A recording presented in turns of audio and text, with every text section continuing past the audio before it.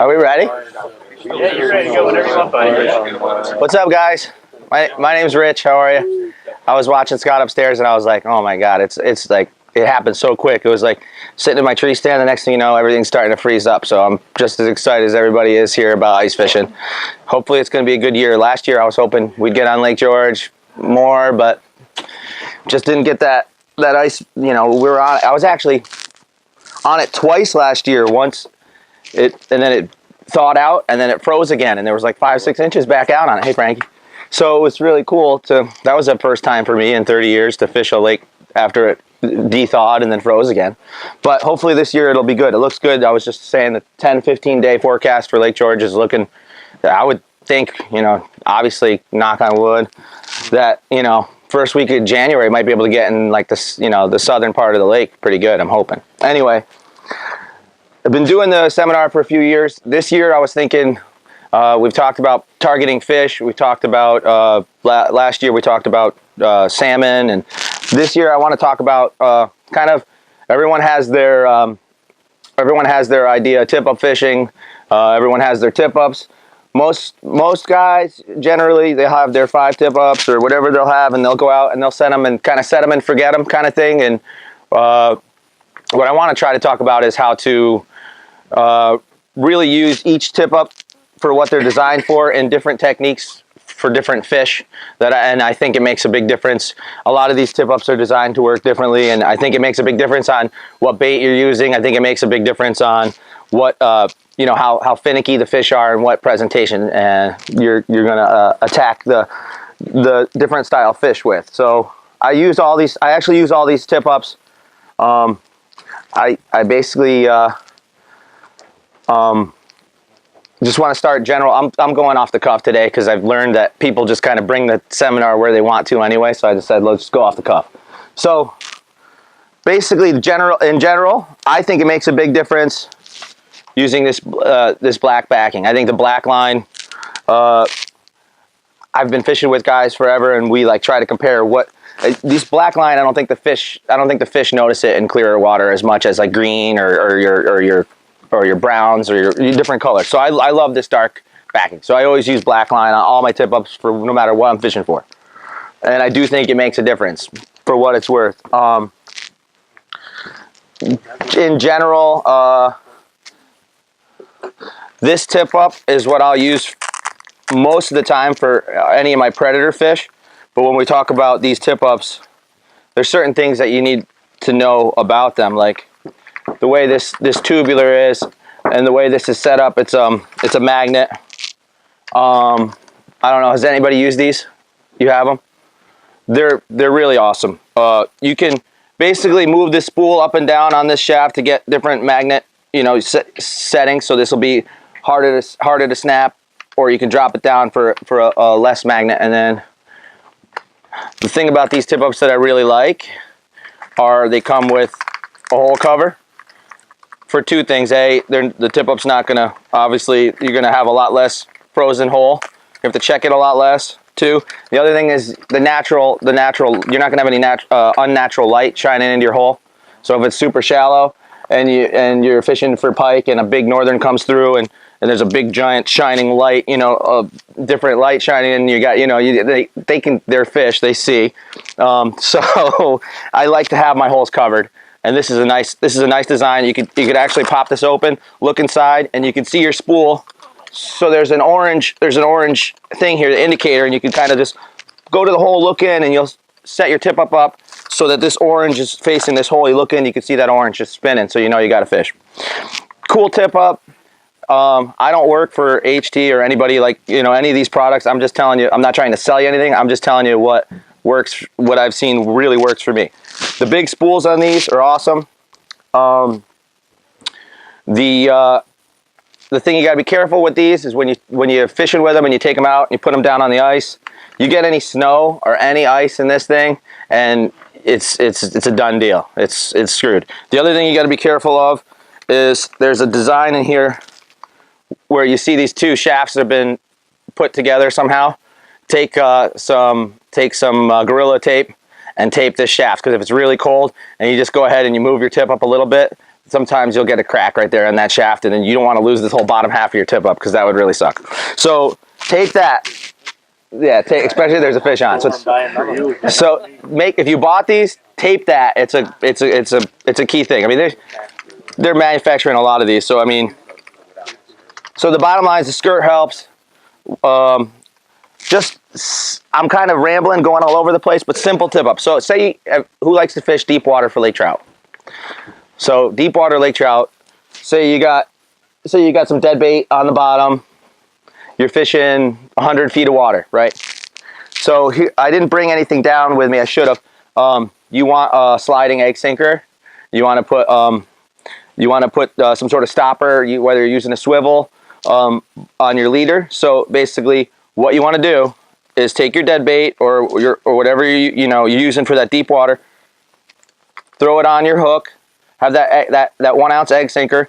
Just drop it down the hole. This will just drop on its own right down to the bottom. So that way you don't have to sit there and let line out, let line out, let line out. It'll drop straight down. Move on to your next one, move on to your next one, move on to your next one. Set all your tip ups up. Get back to your first one and your line will be stopped. Just pull up a little bit, get up a few, and get it so it's right hugging the bottom, and then set it. And then that'll save you a lot of time. Just something little. These are the little tips that I'm going to talk about today. So that, and then also with picking your tip up back up, another thing is, I don't know if you guys do this, but you always usually have a pair of hemostats on you. So I don't have hemostats here, but you would take your hemostats, just basically, there's always, all these tip ups, like these ones have little holes. You just basically get your hemostat here, and you can speed up your process of reeling the thing back up, and you don't have to have your hand on it, and it's tight, and you go like this. It'll triple your time in getting your lines from fishing deep water. Just little simple things like that people sometimes don't do, that'll speed up your process and keep your hands warmer for deep water. Are you using a fluorocarbon leader? Yeah, we'll get so definitely we can go over so the riggings of the tip ups too. So basically that's in general. I'm just going to go over generally what I use these tip ups for, so you can so this tip up is a great all-around tip up for deep water lake trout and for big pike. I like the fact that you can have a lot of line on here. If I've had really big northerns in the 20+ pound range, and sometimes they'll hit the bait and they'll just fly. And a lot of these tip ups you can get bigger spools for, but you won't have enough line on there. So I like these for that, just in case you get that monster on and you need the backup line. You can get something like 300 yards on here or something. That's some ridiculous amount of line that you'll never use, but good to have. That's a great tip up. I love it. If you're fishing deep water and you're fishing for lake trout and you got a huge spread and you got your tip ups far, you got to love these wooden tip ups for the visibility, and you can also for seeing them far away. So I use that if I'm running sets and each tip up's 100 yards apart. I have a set of these that I'll use regularly. These they're the HT originals. They're not quite the original because they have this extra bar, which, to be honest with you, I'm not too familiar with, but what it looks like is you can kind of set this forward or backwards to create tension on the tip up. We're going to open this up. These tip ups, I think it's for wind prevention. Well, wind prevention. Okay, so these tip ups, like I said, I'm being honest with you, all my originals don't have this extra bar on it.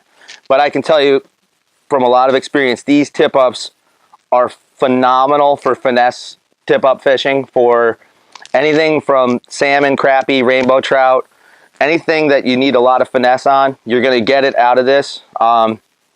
So you can raise and lower the shaft to create tension. They have 2 different sides. One's got a notch in it, one doesn't, for different settings and then also, so you can set it so it goes forward or backward to create different tensions as well. Great tip up when you're fishing for salmon, or for your trout species, or for crappie. Love this tip up.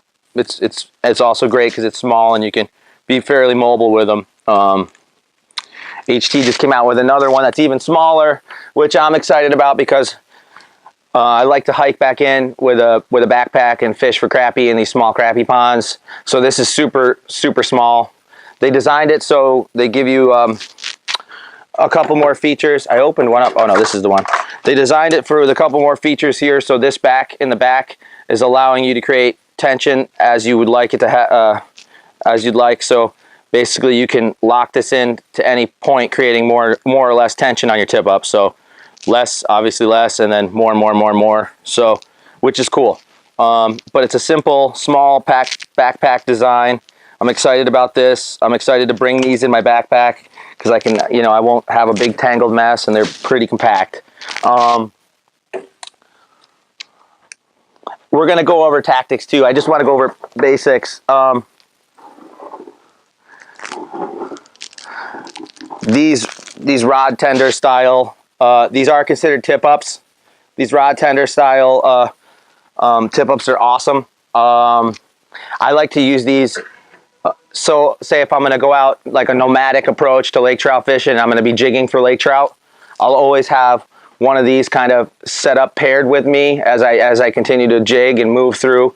And a lot of times if I can lure lake trout into my jig and maybe they're not super aggressive, they're going to hit this live bait rig, and it's nice because you're still fighting a fish on a rod, and it's a lot of fun.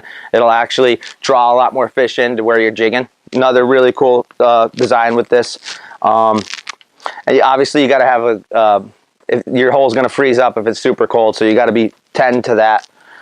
Another thing with all these tip ups, the maintenance, like things that the lubrications clutch in all these tip ups and their performance. So you got to make sure you make sure you use proper lube on these tip ups. And then you actually have to check them. I know I usually just forget to check them, but you know, tend them every 45 minutes.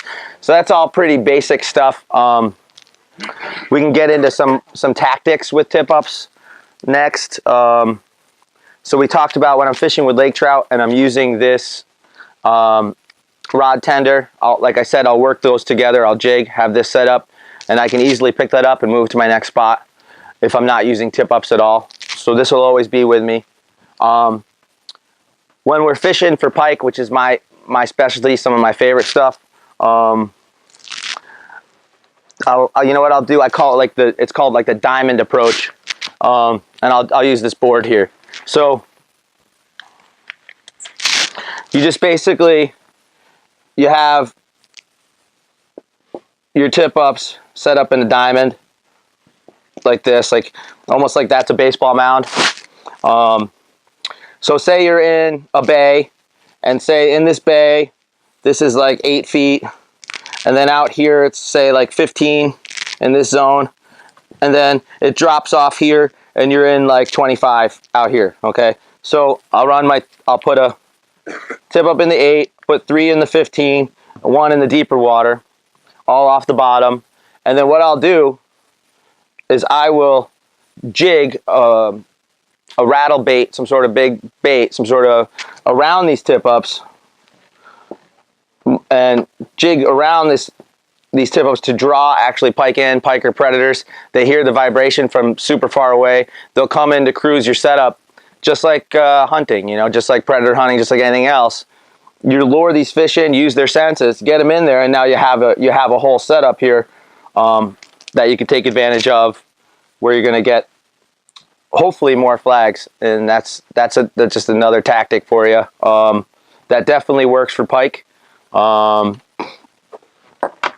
of the things I rig, I always use, because I fish around here, it's so super clear water, so I'm always using fluorocarbon, because Lake George is really super clear. So I'm always using fluorocarbon. I have pretty finesse tip-up setups. Even when I'm fishing for pike, I'm generally using small treble hooks. The treble always gets caught in the corner of their mouth, even with the real big fish. I don't have a lot of line breakage. Fluorocarbon diameter is a little thinner than mono, so 17-pound vanish is what I'll use if I'm fishing for pike or lakers. The object behind the thinner diameter and the lighter line is obviously it's more stealth, but not only that, you want the line to be nimble enough that your bait acts natural. You start using leaders, steel leaders, and heavier line, your bait's gonna struggle to do its thing. So that's why I try to go with the lightest approach I can. I don't have very little line breakage with 17-pound test for. I've caught I don't know how many giant pike with 17-pound test without a single issue breaking the line. As long as you use a small enough treble hook, the mouth is going to stay closed, and it's always going to stay in the corner of their mouth, and you're not going to have any problems with break. If you start using size 10 hooks, bigger hooks, where their mouth is like half open, you're going to have line issues. So that's a good tip for tip up fishing. What's that? Yeah, I mean, for me, for Lakers, I use pretty large bait even for lake trout. So pretty much everything for my pike and Lakers, I'll just use the 17-pound test because it is real. I mean, the diameter on this is equivalent to like 12-pound mono, so it's pretty thin. I mean, back in the day, it used to be that I would use 8 to 12 pounds on my tip up with mono for Lakers, but I switched to this for that. I'm getting the same results. They can't see the line, and it's just nice to have that extra power in case you do land fighting a 20-pound plus fish. What size treble do I use for pike? So if the water, I always use size 12s, and even when I have huge bait, and I'll always hook them. Another thing I want to talk about is bait. So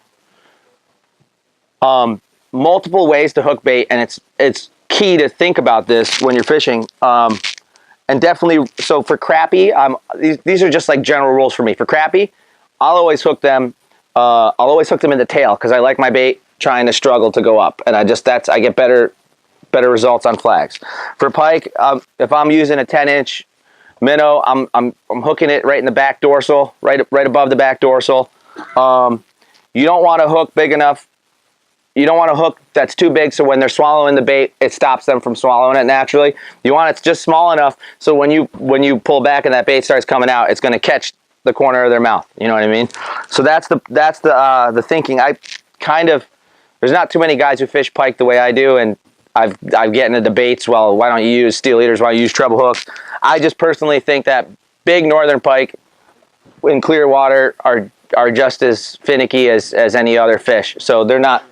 They want a natural presentation, and that's how I have good success with it. If you're fishing murkier, darker water, and you have live bait on, they make these predator rigs, which are really, really cool. And this is a quick set rig, so you basically are going to hook. You're going to hook it one in the top of the head and one in the dorsal, and you're gonna have good luck with quick setting rigs. As soon as you get the flag, you basically can bring the fish in.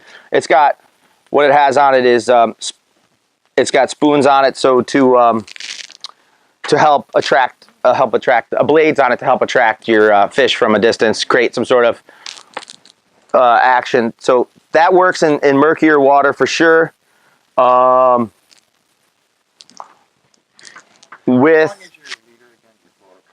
fluorocarbon leader for me in general depends on the depth of the water. Obviously, if you're fishing shallow, you want a shorter leader. When I'm fishing deep water, I mean 3 to 6 foot, like for lake trout, and around 3 foot for pike is all I usually use. And obviously, I just use a barrel swivel to attach the lines, and then I most of the time I use a lot of big dead bait. So most of the time I want my dead bait to sit just off the bottom, looking like it's alive. So you have to basically make sure there's no air in the bait, that's not going to flip up. And you want the bait to take all the air out of the bait, and you want to hook the bait right directly in the back dorsal, so it suspends basically right over the weed bed or the rock pile or the edge of wherever you're fishing. So that just suspends right off the bottom like it's alive. That's what I do a lot. So I don't use split shots or anything like that when I'm fishing for my bigger pike. There's so much to talk about. It's when you're fishing for salmon or trout, I'm using this nomadic approach. They're kind of like a nomadic fish, so I use these tip ups, like I said, for the sensitivity factor. And in general, I'm under the ice down to halfway down. That could, I mean, I also find for fishing for lake trout, I find like 20 feet down in 100 foot of water is really good in the morning. You'll see, because you got your bait kind of cruising, and a lot of the big fish are chasing bait around. So if you have your bait, you have your tip ups, a lot of guys just fish right on the bottom. You definitely want to have stuff suspended, you know, and as the day goes on, your midday, maybe drop them down. Let's just take some questions now, so that way we can answer. If you have any questions, we can start answering stuff that you want to know. Say you were fishing for walleyes. Did you just say that you don't use any split shot, like above your hook with your bait on there? Well, for walleye, I would, but also depends. So, depending on the bait. So, like suckers, you know, if you say you're going to use small suckers for walleye, suckers in general want to be on the bottom, right? So, to put a weight on a sucker tip up, it's not gonna make much of a difference. As where if you're using a medium shiner, you definitely want the weight above your hook, because what's gonna happen is that shiner is gonna wanna stay high. So depending on your bait and depending on how you wanna present the bait, sinkers, definitely wanna use sinkers if you're trying to get a shiner down or an emerald, you know, or anything like that. But for suckers, probably not, yeah. Split shot rather than... Yeah, yeah. When it comes to walleye fishing around here, Joey Greco is going to do a seminar at 2, and he's really the past couple of years been targeting walleye exclusively through the ice, and that's kind of his game right now, and he's really into it. So he's going to be here at 2, and he's going to be excited to talk about that for sure. If you want to stick around for him on the walleye stuff. As far as walleye goes, I definitely use these tip ups for walleyes, and you know, you could, if you're into fishing at night or early morning, you know, there's the presentation on that is I actually use a lot of times use single hooks. I'll use glow hooks. I'll use bright color hooks. For salmon and trout, I actually use, sometimes I'll just use like I'll use a fly as a teaser for my tip up. I'll use beads. Put beads above your leader to create attraction. Just to catch their get their natural instincts going.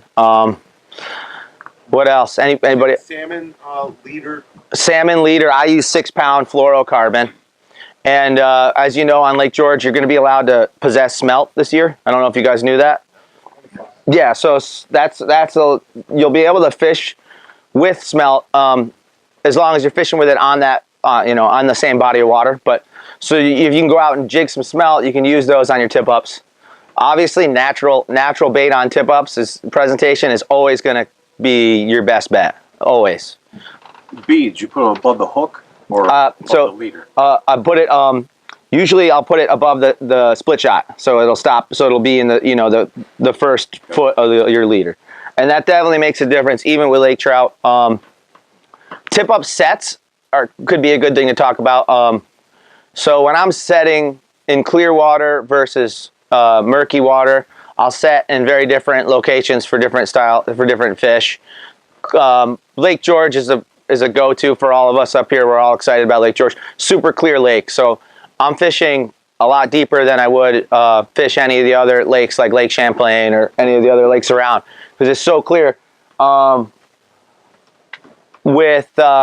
With fishing that deep water, you still have to be cognizant of structure and weed edges, and constantly using your fish finder to basically to find these breaks. And the cool thing about your fish finder nowadays is I use them in correlation with my tip up. So I drill my hole, I drop my finder down.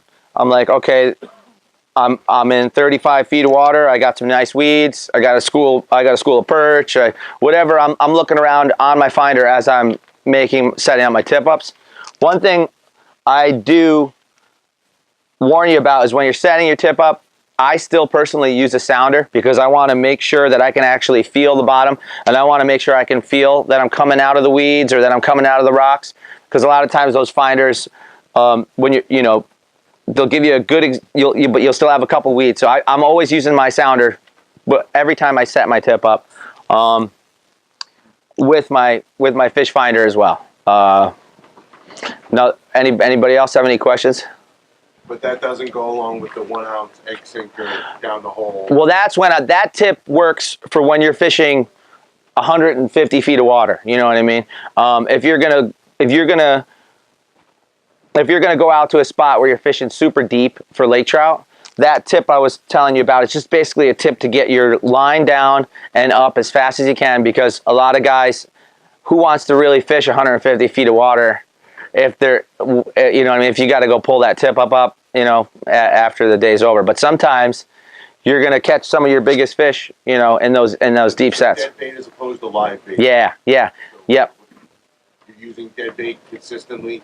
For deep water, yeah. I mean, you could definitely, if you so you're going to have that sliding egg sinker, so you could definitely have no problem dropping live bait down. You see what I'm saying? Because it's still going to have the natural flow through. You know, it's going to come off the bottom.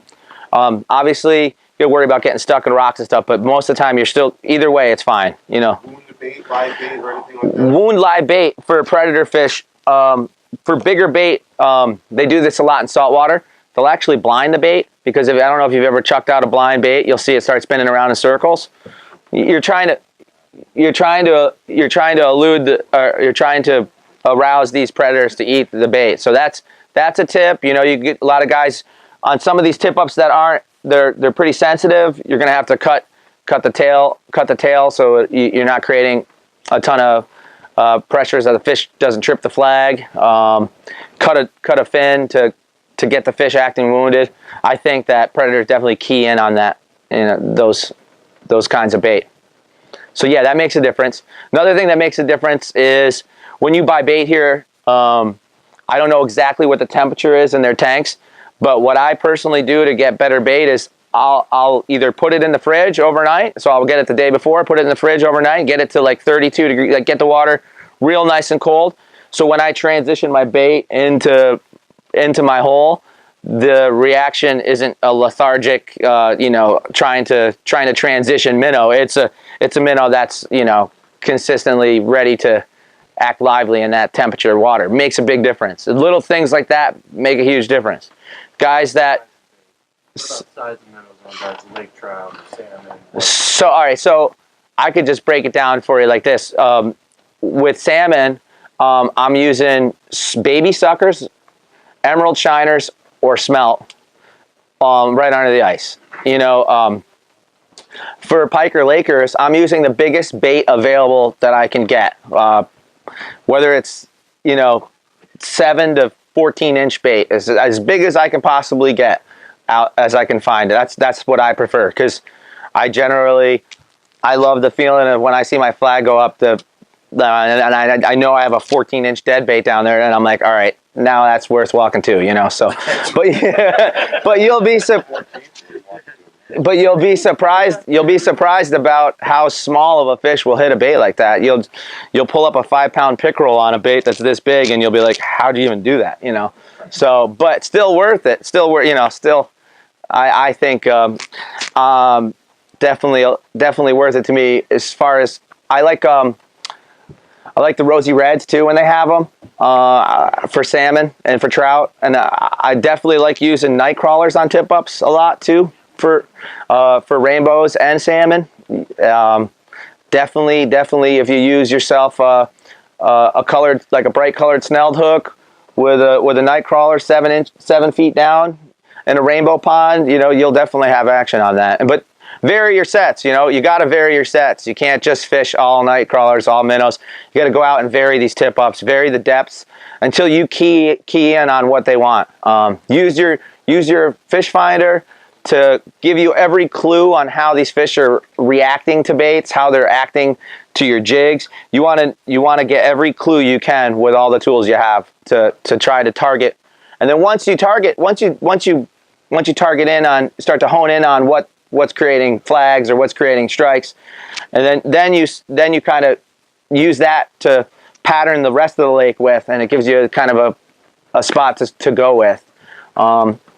One thing that tip up fishermen or fishermen in general consistently do is they don't adapt. They just kind of do what they do every time. They're like, I caught fish here and I did this last time and it worked.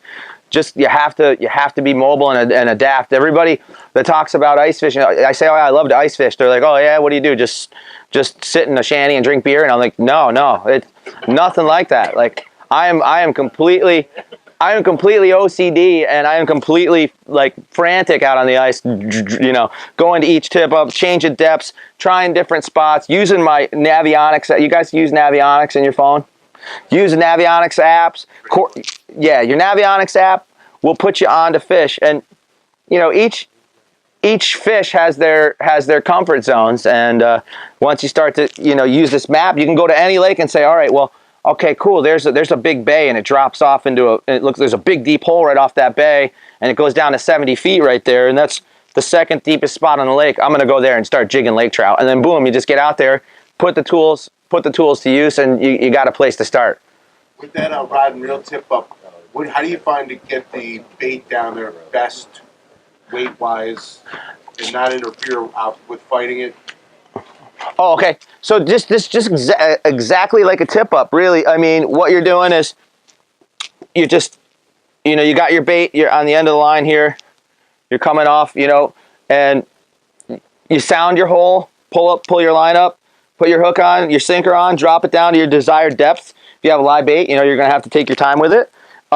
This line, when this flag goes here, like this, see this is the wrong rod. It doesn't have the right reel seat on it, but I quickly put these together, but this gets pushed in. Yep, right down the hole, yeah. This quickly gets pushed in. You want this line underneath here, like that. And you want this like this. So when this gets down, your reel's open. So when the fish hits this, when the fish hits this and the flag goes up, this line here is now free to continue on out. And you got to learn how to set these up. So you want the line on the inside of this hook like this at the base down in here. And so when this just gives it enough tension to stop your bait from pulling your line out, but when this is freed, it'll allow your line to go through, and just, as it's running line out, just make sure it's not caught up in this. But it'll let you leave this spool open so you don't have a rod that's yanked down in, so the line will free spool when you get a hit. And then you just, but these things are awesome. I personally love these things. I'd rather fight a fish on a rod most of the time anyway myself, but. So do you have to sound them each time then? Yeah, yep. Yeah, like a lot of guys will use just their fish finder and drop their bait down. I don't do that. I definitely sound them. I mean, I do it too, but you want to sound them. Any thoughts can you speak to about landing a big fish at the hole? And absolutely, great. Being by yourself and such. Great. I don't have it. I didn't grab one, but my process, and so I get to my tip up.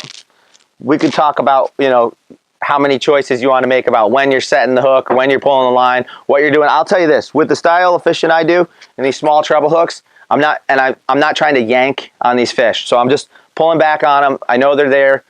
I'm pulling them up. When I decide, okay, this is a fish I want to keep, or this is a fish I want to release, or whatever I'm deciding. So if I decide I want to keep this fish, I know I see the fish now, it's getting closer to the hole, I want to keep it. So I'm gonna probably gaff that fish. And I just generally just have the gaff in my hand. I get the fish close to the hole, and I want to just try to gaff the fish gently in somewhere in the top part of its mouth, if I can. As soon as you get underneath the fish, and there's a bunch of blood vessels right here, then you're gonna kill that fish if you decide you're not gonna keep it. So try to get it like in the front part of the mouth somehow, if you can. That's how I gaff my fish if I'm going to keep it, if I know it's a huge fish. If I'm not going to keep it, I'm probably just going to get it up to the hole and lightly grab it by the head and slide it out. If it's, with bigger fish, that's generally how I do it. With lake trout, I have a lot of discussions with my buddies on this. I believe that Lake George is a phenomenal lake trout fishery. I don't make the rules on the lake, but if I did, I'd put a slot limit on the fish, because I believe, with lake trout, it takes them 20 years to get to be 15 pounds. So what I believe is, if guys like to keep a 6 or 7 pound fish just because it's like maybe the biggest one they ever got or something, I believe you shouldn't be able to keep those fish, and you should throw those fish back and keep the smaller ones, the 20, 21 to 25 inch fish.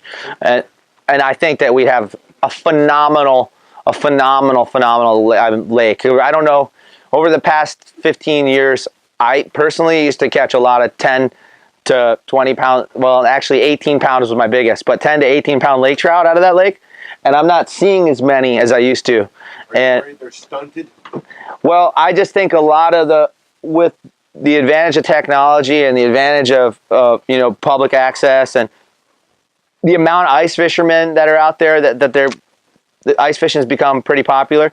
I just think that if we kept less of those medium-sized breeder fish, we'd have a lot bigger fish. Just throwing it out there for me. So that's when it comes to lake trout, I'll keep the smaller ones, and I'll throw back the nice ones, you know, the 8-9 pounders, and let those ones breed, because it takes them forever to get that big. It really does.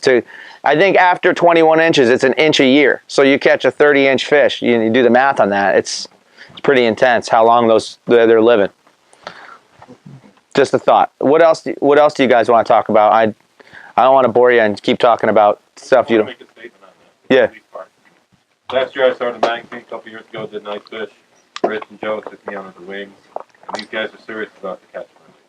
And they said they practice what they're talking about up here. You know, they keep their smaller fish, the breeders. That's all. It's fun.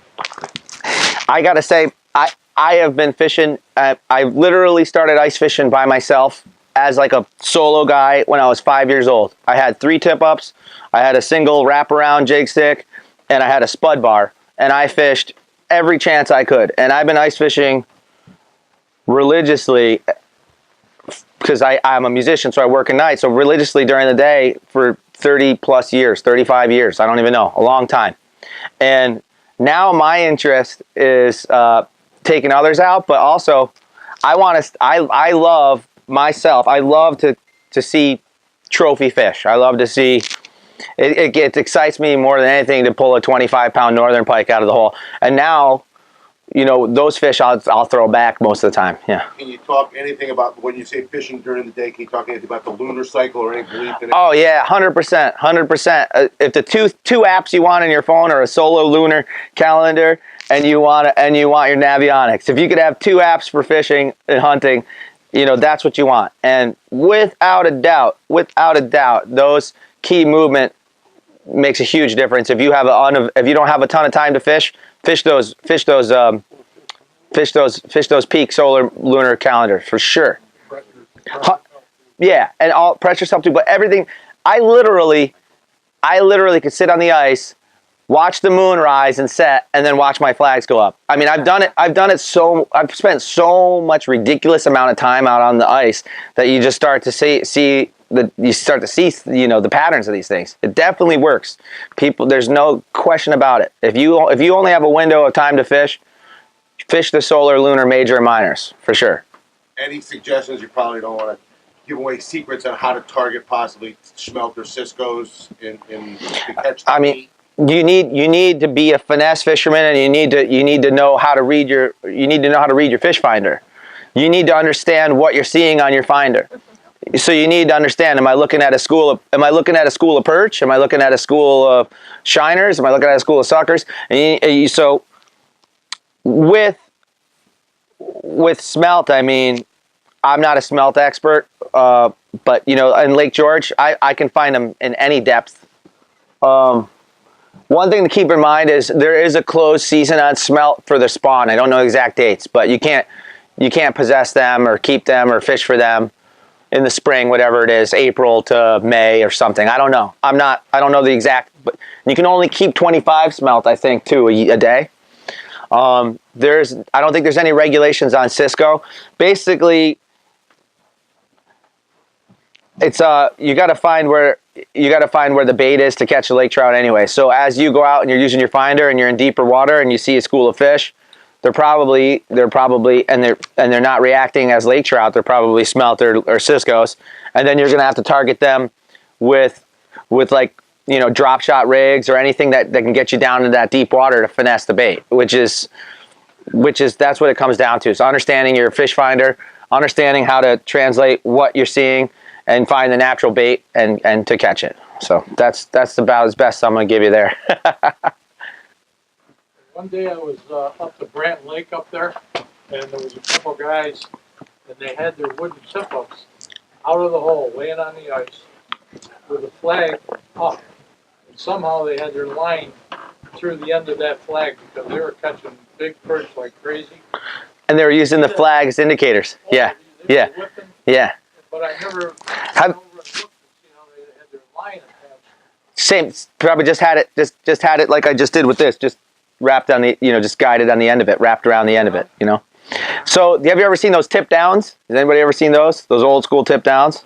They still use those, especially out in the Midwest, and they're effective too. The only thing about that is we got a lot of cold weather, so anytime I got line out of the water and my hole's frozen, it's not as effective. But those are designed for quick fishing within the right conditions. You want that. I mean, there's nothing saying. So you're allowed what? 7 lines in the water, and any way you can figure it, right? So basically, you could have 7 of these sitting out on the ice if you want. If that's how you want to do it, and that would work awesome if you have the right temperature. But for me, I'm a lot of my sets are if I have the available room, a lot of my sets are really vast, really expand very far. I use.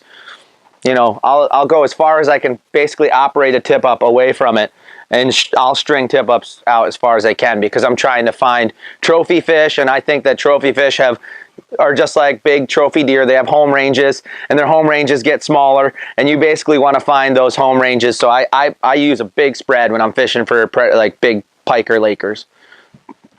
You mentioned Cisco, which somebody did. Any success on Ultra Northern? Yeah. I mean, anytime. Northerns they're looking for the biggest thing that they can eat, and most of the time, especially early season. So yeah, if you can get big Cisco's, or you can get the biggest bait you can get, big shiners, whatever you can get. They taste good too if you don't. Yeah. Yeah, you can smoke them. Yeah. They're like a giant A smell. question about targeting the bait again. Yeah. You find yourself using a herring rig or a single tungsten or tipped with a maggot, or what do you? All that I do. I mean, to be honest with you, catching bait in deep water is a game that takes a ton of time, and I could sit next to, and there's guys here, I haven't fished with anybody here, but there are guys here that know guys I've fished with, and I could sit next to a guy who could sit there all day long with a pile of bait underneath them and not be able to get one to even hit, or get one they do, not be able to get one up. Because when you're fishing in deep water, there's line stretch, they have these small paper thin mouths. It's like there's a certain method in when you're jigging and how to get them to strike, because it's not, it's a lot of them are used to hitting larvae or small hatches and stuff. So it's a tricky game. Basically, it's like deep water perch fishing with some harder. It's a lot harder to get those fish out of the deep water to keep them on the hook. So you could use a herring rig, but you got to watch your regulations there. There's a certain amount of hooks you're allowed to have in the water. A lot of guys, the old school guys would go out and jig Lakers, and they'd use the giant Swedish pimples, and they'd end up snagging a Cisco or a smelt or whatever, and that would be how they caught their bait. So I mean, but any other question that help you? Yeah. So early season versus later, obviously colder part of the season, you find in your pike and rainbows are higher in the water column earlier in the season, and obviously late. Yeah. So the way I think of that in general is oxygen levels and the activity level based on the oxygen and the temperature of the water. A lot of your early season is going to be varied depths. It's going to be all bait related. It's going to be a lot of feeding going on early season. So you're basically game on as the season gets, as you get later and later in the season, the fish are coming up in the water column. They're losing oxygen. The bait's coming up. The lower the light and the less available light through the ice and creating less oxygen, and there's not a lot of moving water, you're going to have issues. Moving water is going to create oxygen. It's going to bring abundant energy into the lakes. You use those things for late season to catch more fish. So if you're going out blind, obviously, the late season, you're going out to a lake and without falling through, if you can get closer to some moving water into the lake, you're probably going to have a little better success because that's where the life's coming in. That's where the bait, oxygen. What do you use to shade your heritage tip-ups? So I kick, if I can, I kick snow right in the hole. Which makes it difficult to see the reel spinning. Right. Well, if you get a flag, you're gonna clean the hole out, and you're gonna use your chipper, chip the snow out. Am I gonna do that for lake trout? Probably not. Am I gonna do that for salmon, rainbows, crappie? You're not Yes. worried about it for lake trout? No. Okay. Unless I'm fishing shallow. All right. Yeah, because Shallow, considering you get to a lake like Screw Lake where 60 feet is pretty much as deep as you. I mean. So Screw Lake, 60 feet is pretty deep. 80 feet, whatever it is. You know, The water clarity in Screw Lake it's like it's a little cloudy. It's not too bad. It was a little cloudy. So a lot of us have been stuck fishing after the last couple of years for the lake. right. So in deep. Here's another thing to think about. I don't know if you guys noticed. When you're fishing deep water with Lakers, you ever notice that you're getting more flags midday, like kind of not like first thing in the morning if you're fishing the bottom? You ever notice that? Like you're in deep water, your flags will start popping around 10, 11 o'clock as opposed to right off the bat. With deep water, they need to be able to see the bait too. And you know what I mean? So as it's so dark at 100 feet of water or 80 feet of water in Screw Lake with snow and ice and the murky, that sun gets through and they can actually start seeing stuff and they'll start cruising, So when I used to fish in Lake George, 150 feet of water it was like clockwork. 11 o'clock, the sun would come up over the ridge, hit the ice, and the flags would start going up. You talked a lot about the sight, but what about the smell and the other senses? Great, good. You're helping me because this is all stuff I wanted to talk about, but just forgot. So, ice fishing is like hunting or trapping or anything else. You got to present this stuff in a natural environment. You're not going to catch the biggest buck, or you're not going to shoot the biggest buck, or ever consistently the biggest fish, or catch or trap the most predators consistently by unless you do certain things that will make it as natural as possible. I literally think that this line, if it sits in your garage and smells like gasoline or whatever, I think it makes a difference. I really do, especially with lake trout because they got pretty good noses. I use this Smelt Right, and this guy probably loves me because I use it all the time. But this stuff is awesome. It's awesome. I'll actually put it when I set my. I'll actually put it on. I'll literally put it on my backing. I'll rub it into my backing as I'm dropping it down. So and you'll see like an oil slick. You know what I mean? So definitely use bait. Use scent. Definitely. I use it on if I'm trout fishing, I'll put it on my hook, on my night crawler, on my minnow, whatever. I'll use this a lot. Definitely worth using, for sure. Anything that you can do to present a more natural experience and they don't have to smell you or know you're there, it's better. I think all this stuff makes a difference. I think the electric augers are awesome because they're quiet. I don't like power augers. Unless I have to use them. I don't like four-wheelers unless I have to use them. Well, especially I'm sure Joey's going to talk about it, but when you're going out to walleye fish in 8 feet of water and you're driving across that bay with your four-wheeler and you're starting your power auger up, all that vibration, if you don't think a fish can, you can hear it when you're swimming, you go underwater, you hear a boat a mile away. Those fish know something's up. They know they're being targeted and they'll just move off, So stuff like that makes a difference.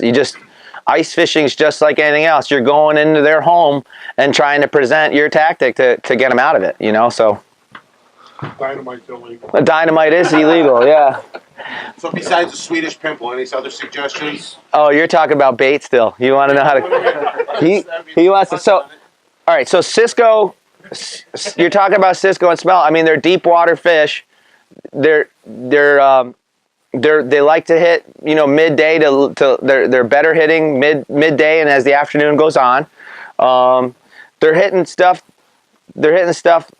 larvae and aquatic insects and small minnows. The lake trout, what you're jigging for, besides the Swedish pimple. Oh, lake trout. Oh, okay. So lake trout, there's you're using your steel. You're getting a fast drop with with your spoons and stuff. You got a nice approach there. You want to slow down. You have your finder in front of you. You're watching you see the fish. You're watching how they react to what you're presenting. If they're not reacting the way you want, throw a slow dropping, an airplane jig, a tube, a plastic bait, whatever you can do, and you're watching your plastic drop slowly, and you see that fish react, and he hits it, boom, you just learned something. Now you fish slow. What about tipping it or the way that drops? Do you feel that it affects it, or do you think? One of my favorite things to do, has been done for a million years, is, but it's like a conversation. Yeah, buckshot. Okay, a hair jig with a slab, a fillet of sucker on it. It's like one of the most classic lake trout techniques, in Canada and all over the world, and it works. I love it. It's a fun way to fish. A hair jig, you got a little slower approach on your bait. You can add some more scent to it. It'll lock into the hair jig. You don't have to just get Swedish pimples to fish for Lakers. And you want to have. So if you're jigging lake trout, I have 3 setups. I have a plastic setup, I have a spoon setup, and then I have a bucktail setup. And I have them sitting there, and then I'll also have this with me that day, and I'll basically have my 3 rods here. I'll have this set up about 5-10 feet away from me, and I'll use my finder, and right away I'll know if fish are active or what they're doing by what I see come in on the screen. Because I mean, it's pretty easy to tell if you use your finder for a year or two, if you got lake trout moving. They're fast reacting, quick moving fish. What's that? What's the weight? Oh, like a ½ ounce would be perfect. Yep. For deeper water, depends on the it's going to depend on the reaction you're getting to. You can lighten it up to get slower fall. Put anything on the end of it. Right. I mean, Yeah. it's grubs, anything. Anything helps. Anything natural helps. What else? I don't even know what time it is. You have like 10 different ways that you jig, or you have a magic movement for the jigger. A little twitch at the end. I'm telling you right now, study your fish finder. That's what I'm saying. It should be. It's not a pump fake twist, spin around, walk back 10 yards. I mean, There is a jigging pattern. there is a jigging pattern I have that I'm going with when I'm fishing for lake trout. But what you really want to study, and I can't, like I said, you got to be adaptable. So you watch your finder, and literally you're dead stick. You're sitting there dead stick with the bait, and you got a freaking Swedish pimple just sitting there 80 feet down, and lake trout come up and smash it. And you're like, okay, what did I just learn? So they hit a dead stick. Now I got my finder, and I'm looking and I'm jigging. Oh, here comes the lake trout. Here it comes. Oh, he's out of there. And I'm just pumping my jig. No, he didn't like it. Oh, and I reel up. I'm reeling up. So now my bait's coming up. I'm watching it on the finder. It's up to 50 feet. And all of a sudden, the lake trout pops back up. And then I stop it again, and he's gone. So maybe the next time, I'll just start reeling and keep reeling, and then boom, he slams it. So. Oh, like the old school back up and fish? Yeah, I mean, but you don't have to back up anymore because you got the finder there, so you can just reel it up, Yeah, but yeah, of course, that's awesome. That stuff, you watch the guys, stepping back, and they got, oh, there he is, So yeah, I mean, that stuff works, and I think what you're trying to do is just use. Nowadays, it's the game of looking at your screen, and you're like, okay, what is this fish doing, and what can I do to make it react better? And a lot of times you'll see the same lake trout come into the hole multiple times, and you'll be like, wow, it's that same fish, and the game is to try to entice that fish to strike, and just use that fish finder as your tool. Tip-up setups, I mean, every lake's different. I think it has a lot to do with water clarity and where your bait is. And you just got to get to know that lake and consistently try to stay with your fish. That a lot of times you'll find a hole and you'll say, oh yeah, the perch are here, and you'll notice the perch keep moving as the season goes on. It's a matter of staying with the game. I just think you just got to you have to live in the moment with it. I think it changes from week to week. I think that's about the number one thing you could say is be adaptable, get a fish finder, study that thing. Everything that you do, you're watching, you're seeing everything how the fish react, you know. Any other questions on anything? Can you go over your setup for tip-ups for crappie? For crappie, yeah. I'm using the size 14 treble hook. I basically am just, I like to hook, I like to suspend my bait. I like to hook them in the tail, so I have the rosy reds kind of, or the small fat heads kind of shooting up like that.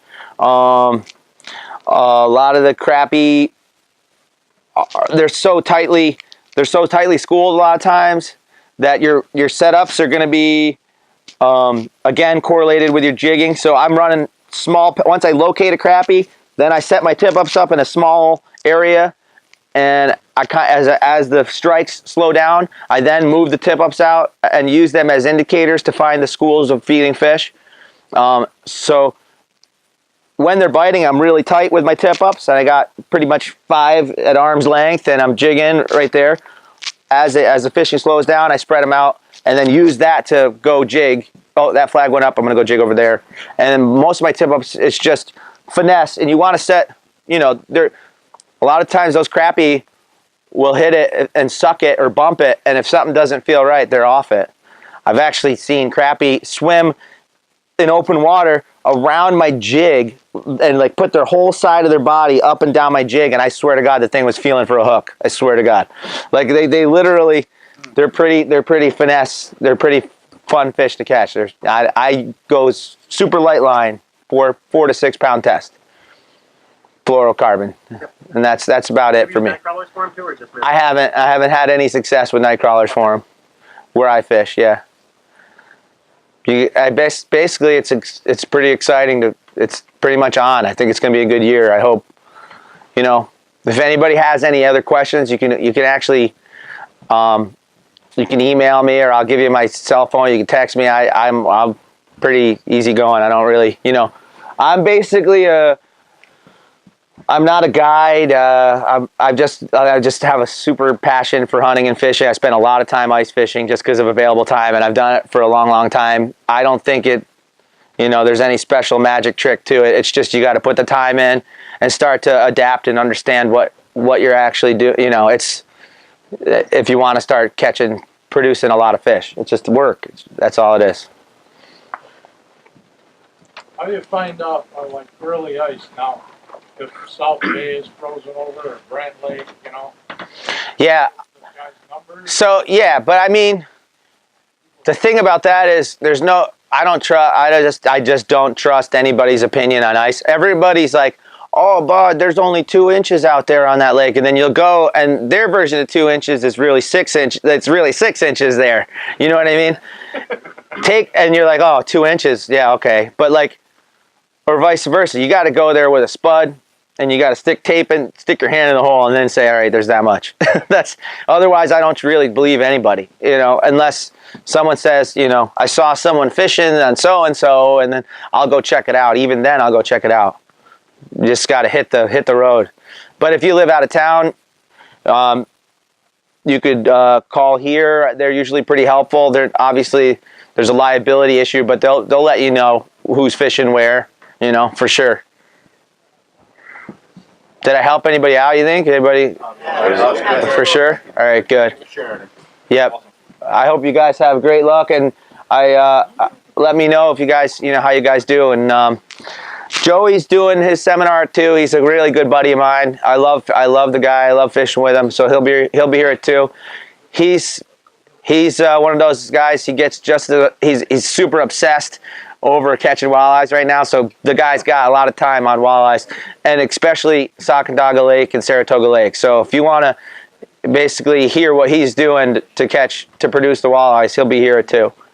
So hope you guys had fun. Good luck, everybody. Thanks.